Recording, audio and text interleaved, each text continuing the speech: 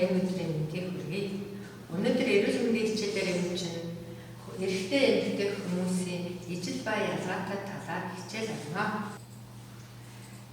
Энэ хичээлийг үзснээр хүний эргэтэн тогтолцооны талаар зөв мэдээлэлтэй болж эрэгтэй эмэгтэй хүмүүс нөхөн үржихэн эргэтнэрэл өөр хоорондоо ялгаатай талаар мэдэж авна. Мөн эрэгтэй эмэгтэй хүний ижил ба ялгаатай талыг мэдснээр бусдыг шоолохгүй, ялгуурлан гадуурхахгүй, хүндэтгэлтэй биетэйгээ харьцах хандлага эзэмшнэ.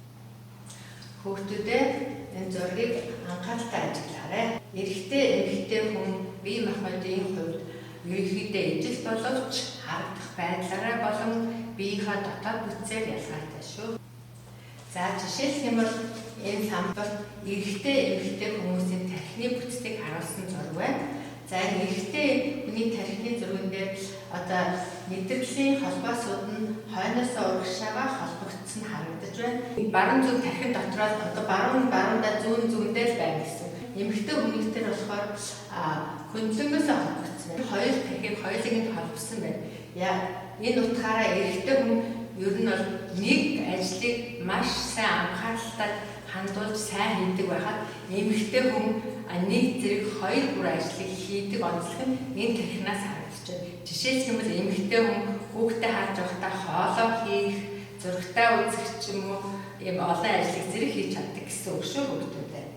За харагдах байдлаараа эрэгтэй эмэгтэй хүмүүсийн ялгаатай жишээлх юм эмэгтэй хүний бүсдгийн өөдгнөөсөө нарийн эрэгтэй хүнийх бараг тэнцүү байдаг байна. Дотоод бүтцийг харах юм бол эрэгтэй эмэгтэй хүний арцхны ясна энэ эмэгтэй хүнийх нь их зайхтай харагдаж байгаа хүүхдүүдээ энэ нь эрэгтэй эмэгтэй хүний үржлийн эрхтний л онцлог харагдаж байгаа. Яагаад гэвэл эмэгтэй хүн хүүхэд гарах зорилттой учраас энэ наацны дотор тал нь том харагдаж байна. Энэ эрэгтэй хүн болохоор жижигхэн харагдаж байна. Тэгэхээр эрэгтэй хүн их уйдан арцтай, эмэгтэй хүн их өргөн дагарцтай байдаг байна. Эрэгтэй эмэгтэй хүмүүсийн гол ялгагдах ялгаа нь нөхөн үржлийн эрхтнэрээ ялгаатай. Нөхөн үржихэн эрхтнийг бэлэг эрхтэн буюу нууцын эрхтэн гэж бас нэрлэдэг байна. Эрэгтэй эмэгтэй хүний нууц эрхтэн хүүхэдтэй болох хүмүүсийг өсөж өвжих, үр удмаа үлдээхэд чухал үүрэг гүйцэтгэдэг учраас нөхөн үржихэн эрхтэн гэж нэрлэжээ. Та нар үнийг мэдэх үү?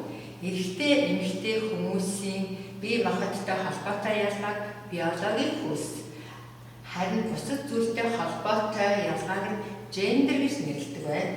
За гэрийн даалгавар сурах бичгийн хуудас 63-ын дасгал 1-4-ийг ажиллаарай. Амжилт хүсье хүүхдүүдээ анхаарал тавьсанд баярлалаа.